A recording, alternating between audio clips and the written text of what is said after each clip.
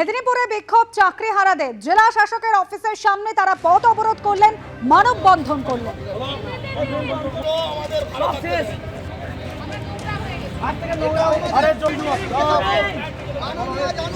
এখনো সময় আছে আমাদেরকে বাঁচানো। উনি যোগ্যদের তালিকা সুপ্রিম কোর্টে পেশ করুন। Damro's clearance sale is here with up to 50% off on selected products. Don't miss out. Visit your nearest Damro showroom now. Damro, internationally trusted furniture. কিন্তু আমাদের এই আন্দোলনের সূত্রপাত যোগ্য হওয়া সত্ত্বেও তাদের চাকরি গিয়েছে, আর তাই চাকরি ফেরতের দাবিতে টানা আন্দোলনে নেমেছেন শিক্ষকেরা। আজকে ডিএম অফিসের সামনে গতকালকের মতো আজকেও কিন্তু এইভাবেই তারা কিন্তু পথ অবরোধ কর্মসূচি নিয়েছে এবং অবস্থান করছে। যতদিন না তাদের এই সমস্যার সমাধান হচ্ছে, যতদিন না তারা আবার পুনরায় স্কুল ক্যাম্পাসে ফিরে যাচ্ছেন শিক্ষক হিসাবে, ততদিন তাদের এই আন্দোলন কর্মসূচি চলবে বলে জানানো হয়েছে। পশ্চিম মেদিনীপুর থেকে সৌমেন চক্রবর্তী, এবিপি আনন্দ।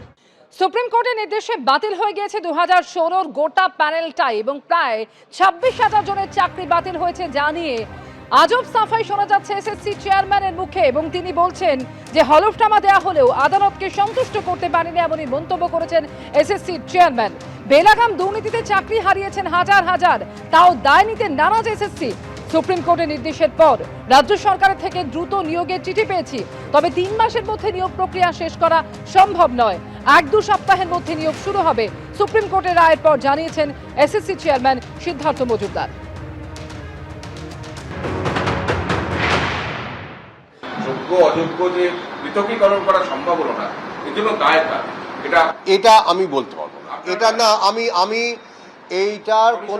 আমি এটার কোনো জবাবই দেব না। আপনি কি কনফিডেন্ট যে এসএসসি যোগ্য এবং অযোগ্যের তালিকা জমা করেছিল কোর্টে এবং এটা নিয়ে আমি বলবো না, কারণ অলরেডি একটা রায় আমাদের হাতে আছে।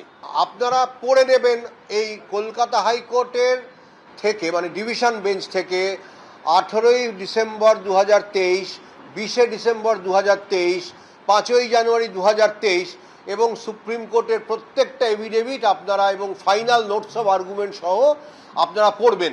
না পড়ে বা না হোমওয়ার্ক করে এই প্রশ্নগুলো আজকে করবার আর কোনো মানে নেই। তাতে আমি সন্তুষ্ট করতে পারিনি, সেটা অন্য প্রশ্ন। অর্থাৎ যোগ্য অযোগ্য আলাদা করা নিয়ে এসএসসির চেয়ারম্যান যেটা বলেছেন যে হলফনামা দেওয়া হলেও আদালতকে সন্তুষ্ট করা যায়নি। আর এসএসসির চেয়ারম্যানের এই বক্তব্য প্রসঙ্গে কি বলছেন চাকরিহারারা, রাখবো আপনাদের সামনে। এসএসসি চেয়ারম্যানকে বলা উচিত যে আপনি কি দিয়েছেন যেটা সন্তুষ্ট হয়নি। একটা বিচারপতি সন্তুষ্ট হয়নি, আপনি কি ডেটা দিয়েছেন? এসএসসি কে চেয়ারম্যানের সাথে যখন আমরা বারংবার দেখা করতে গেছি, 5 বার থেকে 6 বার, আমরা শুধু একটা কথাই বলেছি, আপনি যে বলুন যে এইগুলো অযোগ্য আর এগুলো যোগ্য, আপনি যোগ্যদের লিস্টটা দিন। উনি বলেছে আমি বলতে পারবো না যোগ্য কারা। উনি অযোগ্য কারা বলতে পারছেন, উনি যোগ্য কারা বলতে পারছেন না। তাহলে উনি যদি বলতে পারছেন না কারা অযোগ্য আমি বলতে পারবো না, তাহলে আপনি চেয়ারে বসে আছেন কেন? তবে শুধুমাত্র এসএসসির চেয়ারম্যান নয়, কার্যত একই সুর শোনা গেছে শিক্ষামন্ত্রীর মুখেও। টেন্টেড এবং আনটেন্টেড সেটা তো এসএসসির দেওয়া তথ্য পরিসংখ্যান, তার ভিত্তিতেই বলা হচ্ছে। তাহলে আপনারা যেটা বলছেন যে যোগ্য বা অযোগ্য এসএসসি ভাগ করতে পারেনি, তা নয়। হয়তো বলতে পারেন তাতে কোর্ট সম্পূর্ণত কোর্ট সেটা বলেওছেন মাননীয় যে তারা সন্তুষ্ট হচ্ছেন না। কিন্তু যোগ্য অযোগ্যের একটা ভাগাভাগি নিশ্চিতভাবে প্রধান বিচারপতির রায়ের পর আমরা বুঝতে পারছি, এবং যারা যোগ্য এবং বঞ্চিত তাদের একটা মানবিক দৃষ্টিভঙ্গি যাতে সব তরফ থেকে বেরোয়, আমি সেই আবেদনও এই সূত্রে করব। 26,000 লোক পথে বসে গেলেন অথচ শিক্ষামন্ত্রী কিছুই জানেন না, এভাবেই আক্রমণ করেছেন দিলীপ ঘোষ।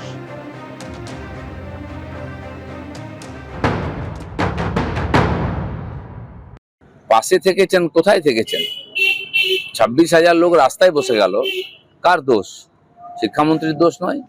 শিক্ষামন্ত্রী জানতেন না কিছু? তার পার্টির নেত্রী, যার নাকের ডগায় সবকিছু হয়েছে, পার্টির লোকেরা করে খেয়েছে, সবার পরিবার যুক্ত আছে, তো সেই জন্য জানেন না এরকম নাই। এই মিষ্টি মিষ্টি কথা বলে এড়িয়ে যাচ্ছেন, পুরো দায়িত্ব ওনার আছে। এর মধ্যে এখনো যোগ্য অযোগ্য আলাদা করুন। যারা যোগ্য তারা বিনা কারণে কেন শাস্তি পাবে? যারা যোগ্য তারা নতুন করে পরীক্ষায় বসার সুযোগ পাবেন, এমনই জানিয়েছে সর্বোচ্চ আদালত। তবে সেই নিয়োগ প্রক্রিয়া কবে শুরু হবে এবং কবের মধ্যেই বা তা শেষ করা সম্ভব হবে, তা এখনো পর্যন্ত স্পষ্ট নয়। খোদ স্কুল সার্ভিস কমিশনের কাছেই সব মিলিয়ে আতান্তরে পড়েছেন চাকরি প্রার্থীরা। এটা সবাই বোঝেন যে কোনো নিয়োগ প্রক্রিয়ায় 3 মাসে শেষ হতে পারে না, কারণ পরীক্ষা নিতে হয়, পরীক্ষা নিয়ে তারপরে তার ফলাফল পাবলিশ করার পরে ইন্টারভিউ নিতে হয়। তাহলে কত ইন্টারভিউ নিতে হতে পারে, তাহলে অত ইন্টারভিউ নেওয়া, তারপরে প্যানেল পাবলিশ করা, তারপরে তার কাউন্সেলিং করা, একটা নয় একাধিক। প্যানেলের মেয়াদ থাকে 1 বছর। সুতরাং এটা যে সম্ভব নয়, আমি বললাম আমাদের যা সংশয় আছে সেটা আমরা অবশ্যই এটা মানে আইনি পরামর্শ অলরেডি নিয়েছি, ইতিমধ্যে নিয়েছি কালকে, কিন্তু এখনো সম্পূর্ণ মানে চূড়ান্ত সিদ্ধান্তে যায়নি।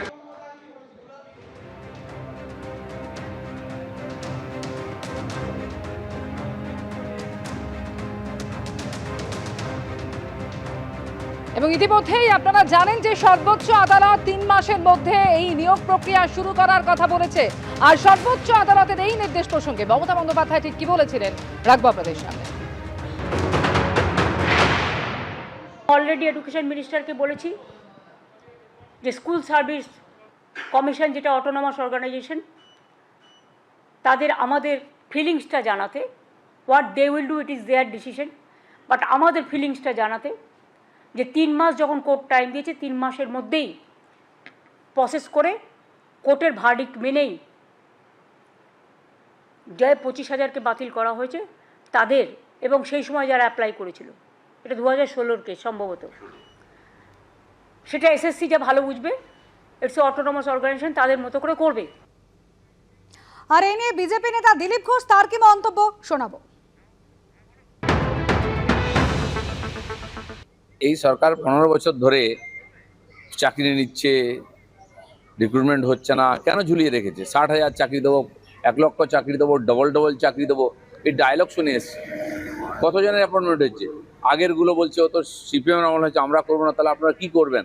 আর যেটা করেছেন পুরো উল্টো করেছেন, দুর্নীতি করে ছেলে মেয়েদের ভবিষ্যৎ নষ্ট করেছেন, শিক্ষা বিভাগের ভবিষ্যৎ নষ্ট করেছেন। এর দায় নিতে হবে।